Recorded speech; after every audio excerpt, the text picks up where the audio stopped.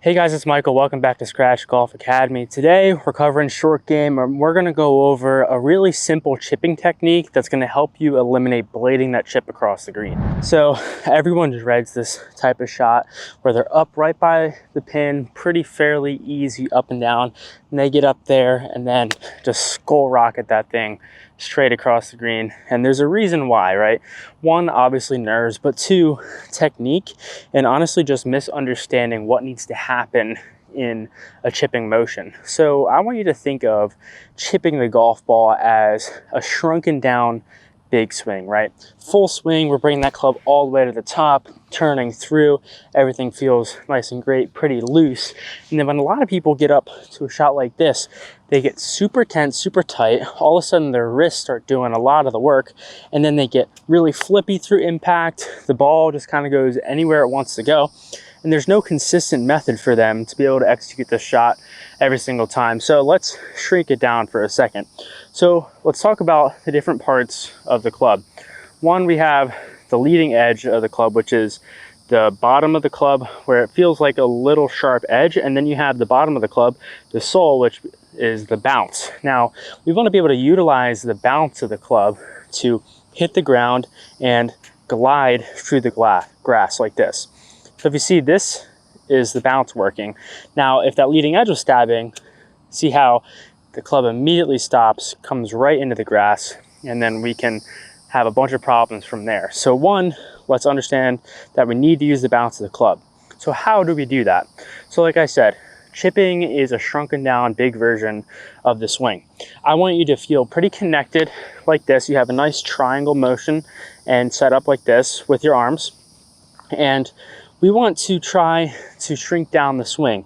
So what that means is we're still gonna have a little rotation through the swing. We don't wanna just be stationary here and break our wrists and do that, right? We wanna shrink it down, feel some rotation. So I want you to imagine that the club is right into your sternum like this.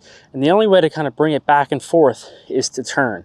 So you see how this torso turn and lower body turn is bringing this club back and through. That's essentially what we want to feel on a chip shot.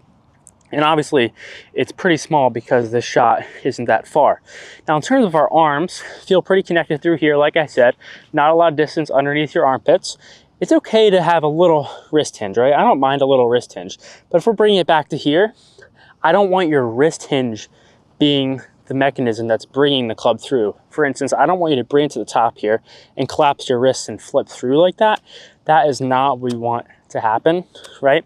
If you're gonna have a hinge, a little rotation here, and I want you to feel like almost the club is dropping and we're turning at the same time. Take a look at that. Bring it to the top here, drop, turn. And now on your finish, your club should be in front of you so you can't see it from that angle. From this angle, we're here, dropping, turn, finishing with that club out in front of us, pointed towards the target. That is going to tell you and say, hey, I'm getting all the way through. I know that because my club is pointed towards the target. So let's break that down into an actual chip. Set up, narrow up that stance like this.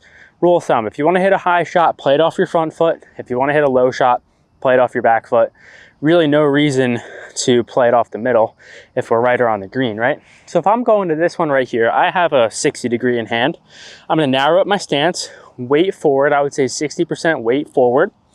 Now, we're gonna turn back like this. See how I'm breaking the wrist, that's okay. But I'm gonna essentially drop it and turn it through. Drop, turn, that's the feeling. So we're here, drop, turn. Okay?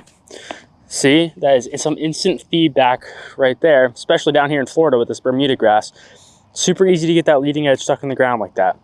So open the face a little bit more, turn, drop, turn. Now you see how that ball pops a little bit higher up into the ground. I played a higher shot there. Now let's play a little bit lower.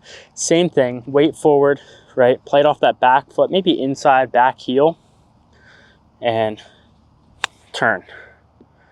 Something as easy as that. And then obviously, right, it's going to take some practice. Chipping is a lot of feel, right? There's no handbook out there saying, oh, bring it back this far, this is how far it's going to go. Now that's something you can figure out as you practice, right? For you, it's different for everyone, but those are some simple chips that will allow you to translate it to the course, right? These tips are supposed to be easy. It's not supposed to be hard. Simplifying this, eliminating a lot of the wrist movement through impact, that's going to be what's going to allow us to get up and down more often. So here, there we go. Much better there. And obviously I was a little bit bigger swing before, so you know, trial and error, you fix that up. But again, feel connected, get it to the top, drop the club, turn it through. That is what we're feeling when we're chipping around the green, all the clubs you're using around the green. And my next video next week will be a great shot for you that you can use, and honestly I recommend using when you have the chance when you're on the course. But make sure to subscribe to Scratch Golf, check out my stuff on That Golf Grind. I'll see you guys out here next time.